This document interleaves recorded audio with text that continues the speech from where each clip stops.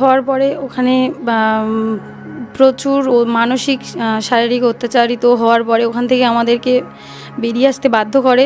তারপর লকডাউনে আমরা ওখানে চলে যাই।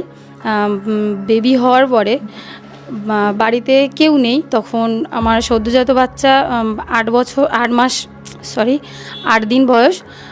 তাকে আমার চোখের সামনে আছাড় মারতে যায়, ড্রিঙ্ক অবস্থায় এসে আমার উপরে শারীরিক অত্যাচার করতে যায়।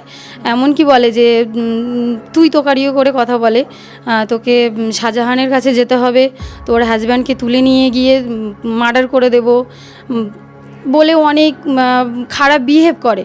তারপরে মারতে মারতে আমার হাজব্যান্ডকে বাড়ি থেকে তুলে নিয়ে যায় অনেক লোক এসে, শাহজাহান, শিবু হাজার সব পোশাক গুন্ডা তুলে নিয়ে গিয়ে আমার স্বামীকে অসম্ভব মারধর করে।